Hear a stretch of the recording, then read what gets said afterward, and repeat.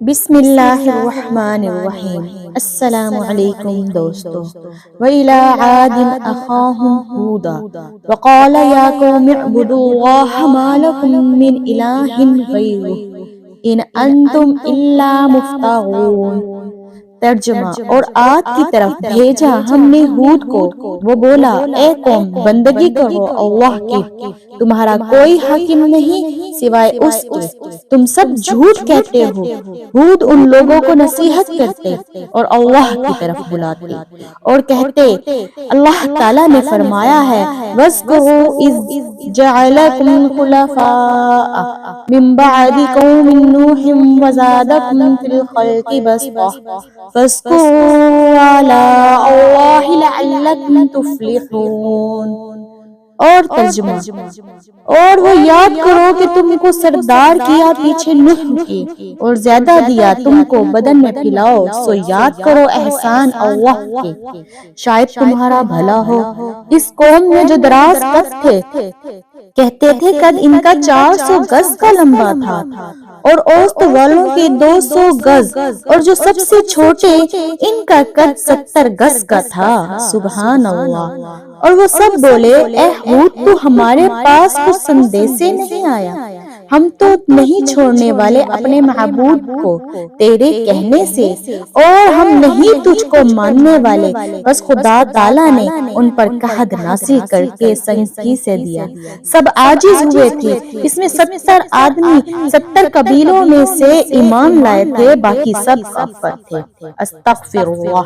کہنے لگے اللہ تعالیٰ قالوا اجئتنا لنعبد اللہ وحدہ ونذر ما کان یعبد آباؤنا۔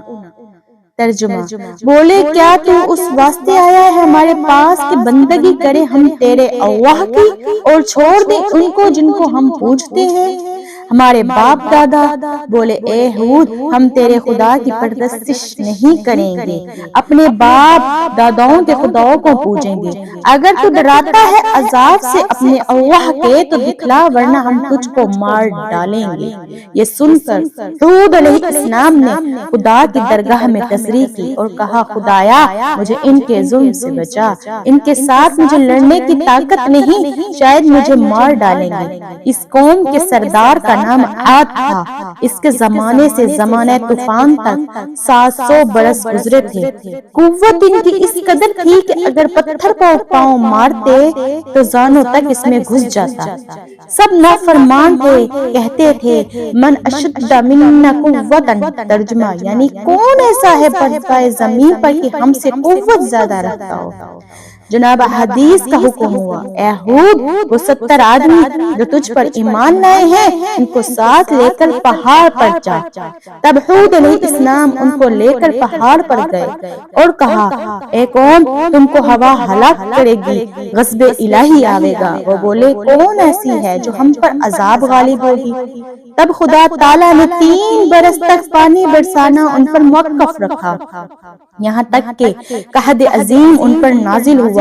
بعد ہود علیہ السلام نے کہا اللہ تعالیٰ فرماتے ہیں وَيَا قَوْمِ اسْتَغْفِرُوا رَبَّكُمْ ثُمَّ تُوبُوا إِلَيْهِ بِرُسُلِ السَّمَاءِ عَلَيْكُمْ مِدْرَارًا يَزِدْكُمْ قُوَّةً إِلَىٰ قُوَّتِكُمْ وَلَا تَتَوَلَّوْا مُجْرِمِينَ۔ ترجمہ: ایک قوم گناہ بخشواؤ اپنے رب سے، پھر رجوع لاؤ اس کی طرف، تم پر چھوڑ دے آسمان کی دھاریں اور زیادہ دے تم کو زور پر زور اور نہ پھر جاوے گناہ گار ہو کر۔ کافروں نے کہا ہم توبہ نہیں کریں گے اور نہ مانیں گے تم کو، پس ایک قوم کو بھیجا مکے میں جا کر پانی طلب کریں۔ پس 6 آدمی قوم عاد میں سے مکہ میں گئے، ان میں 2 شخص مسلمان تھے لیکن دین اپنا چھپائے رکھتے، نام ان دونوں کا مزید دکلیم تھا، ان کے سردار کا نام کیل۔ یہ 70,000 آدمی ہم لے کر مکے کو گئے۔ مزید ان نے ان سے کہا جب تک ہود علیہ السلام پر ایمان نہ لاؤ گے تب تک باران کا برسنا تم پر موقف رہے گا۔ سبھی نے ان کو جھٹلایا۔ تب مزید اور کیم نے کہا الہی وہ لوگ تیری رحمت کے قائل نہیں، تو ہماری حاجتیں روا کر۔ بارگاہ الہی سے آواز آئی، کیا مانگتا ہے؟ مزید نے کہا، الہی میں تا قیامت دنیا میں بھوکا رہوں۔ حکم ہوا، میں نے قبول کیا۔ حکیم نے کہا، الہی 7 دفعہ کی عمر مجھے عطا کر، جس کی عمر چاہوں 3000 برس تک زندگانی کروں۔ حکم الہی ہوا، میں نے تجھے بخشی۔ اور قیل نے کہا، خداوند کوئی ہماری قوم میں بیمار نہیں ہوا، تجھ سے شفا چاہوں اور کسی مشکل میں نہیں پڑا ہوں، اور میں آپ سے پانی مانگتا ہوں واسطے قوم عاد کے۔ اتنے میں 3 ساعت کے اندر ابر سیاہ و سفید و سرخ پیدا ہوا، اور آواز آئی، اے قیل ان تینوں میں سے جس کو چاہے تو اسے اختیار کر۔ تب قیل نے دل میں سوچا، ابر سفید و سرخ میں پانی نہیں ہوتا، مگر ابر سیاہ پانی سے خالی نہیں ہوتا، اس کو اختیار کیا اللہ کے حکم سے۔ ابر سیاہ ساتھ ساتھ اس کے منزل مقصود کو جا پہنچا۔ وہب بن منبع رحمت اللہ نے روایت کی، ساتوں زمین پر ایک ہوا ہے، نام اس کا ریح الحکیم ہے، 70,000 زنجیروں سے اس کو باندھ رکھا ہے، 70,000 فرشتے اس پر محافظ اور معقل ہیں، اور جب روز قیامت ہوگا وہ ہوا چھوڑی جائے گی، پہاڑوں کو ریزہ ریزہ کر کے اڑا دے گی، اور آسمان گر پڑے گا، ٹکڑے ٹکڑے ہو کر اڑ جائے گا، جیسا کہ اللہ تعالیٰ نے ترجمہ۔ پھر جب پھونکیں گے نرسگنے میں ایک پھونک، اور اٹھائی جائے زمین اور پہاڑ، اور ٹپکے جامے ایک چوٹ، اس دن ہو پڑنے والی اور پھٹ جاوے اسماں، پھر اس دن سست ہوگا۔ حکم ہوا، اے فرشتوں ہوا قوم عاد پر چھوڑ دو۔ تب انہوں نے عرض کی، اے جبار عالم کس قدر چھوڑ دیں؟ حکم ہوا، گائے کی ناک کے اندازے سے نکلے۔ انہوں نے عرض کیا، یا رب العالمین اس قدر سے سارا عالم برباد ہوگا۔ تب حکم ہوا، سوئی کے سوراخ کے برابر چھوڑ دو۔ جب چھوڑ دیا تب وہ ہوا مانند ابر سیاہ کے پہاڑ کی طرف نکل آئی۔ اسے دیکھ کر قوم عاد شاد ہوئی تو وہ بولے، یہ ابر ہم پر برسے گا۔ ہود علیہ السلام نے کہا، فرمانے باری تعالیٰ ہے، کوئی نہیں ہے وہ جس کے تم شادابی کرتے تھے، یہ وہ باد ہے جس میں دکھ کی مار ہے۔ اور جب ہوا نکلی، کافروں نے کہا، اے ہود تو نے خوشخبری پہنچائی جس سے ہم خنک تر ہوں گے۔ ہود علیہ السلام نے فرمایا، اے کافروں ذرا صبر کرو، اللہ کی طرف سے تم پر عذاب علیم پہنچتا ہے۔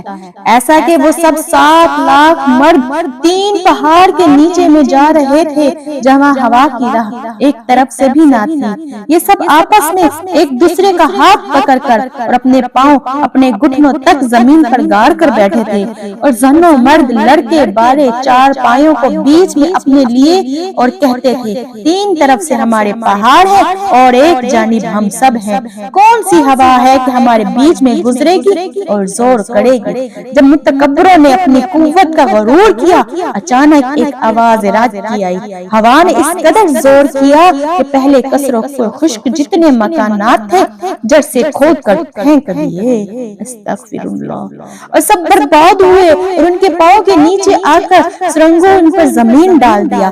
مثال اس کی جیسا کہ اللہ نے فرمایا ہے، ترجمہ، یعنی پھر تم دیکھو گے ان لوگوں میں سے بچھڑ گئے جیسے وہ ٹھنڈ ہے کھجور کے کھوکھلے، پھر کیا دیکھتا ہے کوئی ان کا بچا رہا، اور پتھر ہو خاک میں 1 برس تک پڑے روتے رہے، استغفر اللہ۔ اور جو شخص ان کے رونے کی آواز سنتے تو وہ بھی ہلاک ہو جاتے۔ ہود علیہ السلام نے خط زمین پر کھینچ کر مومنوں کو اس کے اندر رکھ لیا۔ ہوا نے اس قدر زور کیا مگر دامن مومنوں کا ایک سر کچھ نہ ہو سکا۔ سچ ہے، من کان اللہ لہ کان کل لہ، جو شخص اللہ اس کا ہو کل ہے واسطے اسی شخص کے۔